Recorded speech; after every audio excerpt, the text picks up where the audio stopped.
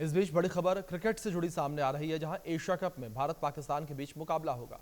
पाकिस्तान के साथ कोई भी द्विपक्षीय बैठक नहीं होगी। सरकार ने कहा मल्टीनेशनल टूर्नामेंट खेलने से रोका नहीं जाएगा। पाकिस्तान के साथ द्विपक्षीय सीरीज नहीं होगी। 9 सितंबर से शुरू होगा एशिया कप।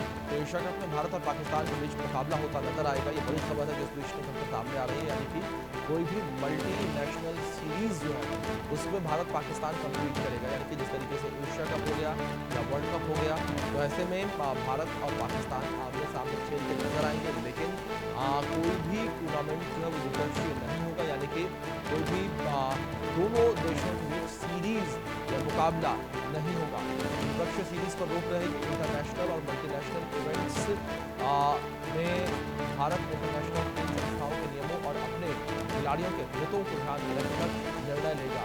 भारतीय टीमें और खिलाड़ी उन इंटरनेशनल इवेंट्स जैसे कॉमनवेल्थ गेम्स, ओलंपिक क्रिकेट और हॉकी वर्ल्ड कप आदि में हिस्सा लेंगे, जिनमें पाकिस्तानी टीमें और खिलाड़ी खेलेंगे। ठीक वैसा ही है जैसे भारत में होने वाले मल्टीनेशनल इवेंट्स में पाकिस्तान के खिलाड़ी भी भाग ले सकेंगे। नई खेल नीति में भारत सरकार ने यह तो स्पष्ट किया है कि हम पाकिस्तानी टीम या खिलाड़ियों को मल्टी नेशनल इवेंट्स के लिए भारत आने से नहीं रोकेंगे। हमारे स्पोर्ट्स एडिटर मनोज जोशी जी जुड़ गए हैं रुक उनका अपडेट्स के लिए। मनोज जी, सबसे पहले तो जिस तरीके से फैसला सामने आया है, जब एशिया कप का ऐलान हुआ था तो उस वक्त काफी ज्यादा नाराजगी जो भारतीय क्रिकेट प्रेमी हैं उनके अंदर देखने को मिली थी। लेकिन सरकार ने जिस तरीके से फैसला लिया है कि आमने सामने कोई भी मुकाबला नहीं होगा, लेकिन जो इस तरीके से मल्टीनेशनल मुकाबले होते हैं उसमें भारत पाकिस्तान साथ खेल सकते हैं। जी हाँ, बिल्कुल ये एक स्वागत योग्य फैसला है, क्योंकि ये ओलंपिक जी चार्टर का सम्मान है। क्योंकि सिर्फ क्रिकेट की बात ही नहीं, यहाँ हम सभी खेलों की बात कर रहे हैं। क्योंकि खेल मंत्रालय ने जो कुछ बयान दिया है वो सिर्फ क्रिकेट के कॉन्टेक्स्ट में ही नहीं दिया, ओवरऑल दिया है। क्रिकेट के लिए तो अच्छी बात यह है कि भाई एशिया कप होगा, जो क्रिकेट फैंस हैं दोनों मुल्कों के, उनको हिंदुस्तान पाकिस्तान का मैच देखने को मिलेगा जो बहुत ही रोमांच से भरा होता है। लेकिन अब सवाल यहाँ पर यह भी है कि बहुत बड़ा वर्ग जो है पहलगांव की घटना से बहुत गुस्से में है, आक्रोश है उसमें। लेकिन अब जो है, क्योंकि अब खेलों का जो उद्देश्य है वो एक दूसरे को आपस में जोड़ने का काम करता है, तोड़ने का काम नहीं करता। और यही ओलंपिक चार्टर में है। उसमें तो बहुत साफ तौर पर लिखा हुआ है कि भाई आप किसी भी रंग भेद या किसी भी अन्य कारण से भी, राजनीतिक कारण हो या अन्य कारण भी लिखा हुआ है कि उसकी वजह से आप खारिज नहीं कर सकते किसी भी मुल्क के खिलाड़ी को मल्टीनेशनल टूर्नामेंट में, या जो ओलंपिक काउंसिल ऑफ एशिया का जो या आईओसी का, इंटरनेशनल ओलंपिक कमेटी का जो टूर्नामेंट है, उसमें आप उनको भागीदारी से मना नहीं कर सकते। उस पर बैन लग सकता है, क्योंकि ऐसे अतीत में हमने इस तरह के बैन लगते हुए देखे हैं। अब क्योंकि क्रिकेट को ओलंपिक में शामिल कर लिया गया है, लॉस एंजलिस ओलंपिक जो होंगे 2028 के, उसमें क्रिकेट भी है, तो अब हम भी ओलंपिक चार्टर के अंडर आ गए। यानी बीसीसीआई भी जो है अब ओलंपिक चार्टर के अंडर आ गया है। हमें उसका सम्मान करना होगा, शायद ये एक बड़ी वजह है। और ये तो सरकार ने क्लियर कर दिया है कि बायलैटरल सीरीज ना कोई हम खेलने जाएंगे, ना वो यहाँ आएंगे। और जो टीम इवेंट हैं, और उसमें भी खासकर जैसा कि अभी आपने थोड़ी देर पहले बताया कि चाहे वो आईसीसी का टूर्नामेंट हो, चाहे एशियन क्रिकेट काउंसिल का टूर्नामेंट हो, चाहे और अन्य खेलों में मल्टीनेशनल टूर्नामेंट की अगर बात की जाए, तो उसमें कोई मनाही नहीं है। हम वीजा भी देंगे पाकिस्तानी खिलाड़ियों को।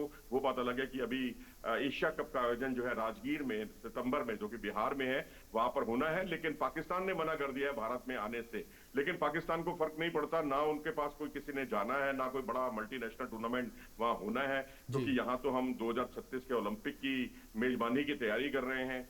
और इसके अलावा जो है 2030 के कॉमनवेल्थ गेम्स की मेजबानी का भी भारत जो है एक प्रबल दावेदार।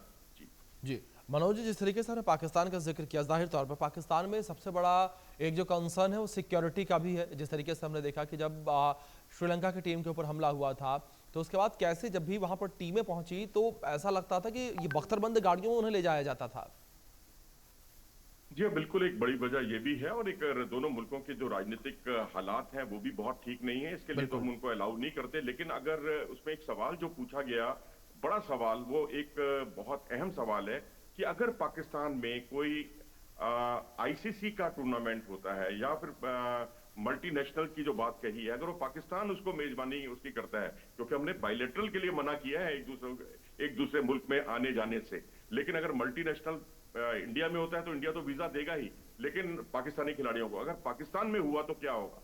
तो क्या हम पाकिस्तान भेजेंगे अपने खिलाड़ियों को? ये बड़ा अहम सवाल था। तो इस पर जो खेल मंत्री जी का जो बयान था जो सामने आया है वो यही है कि हम उस वक्त स्थिति का आकलन करेंगे।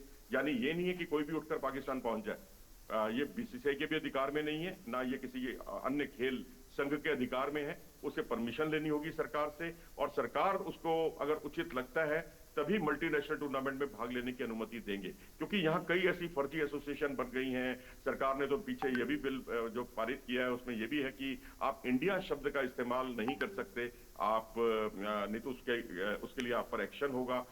जो संबंधित खेल एसोसिएशन है, फेडरेशन हैं, वही इंडिया का नाम का इस्तेमाल कर सकती हैं। जी लेकिन जी ये नहीं है कि एक ही खेल की 3-3, 4-4 एसोसिएशन बन जाएं। कोई पाकिस्तान का दौरा कर रही है, जैसे पहले हुआ भी ऐसा, कबड्डी टीम वहां रवाना हो गई जो कि सरकार से मान्यता प्राप्त टूर्नामेंट नहीं था। तो वो सब पर पूरी तरह से अब बैन लग गया है।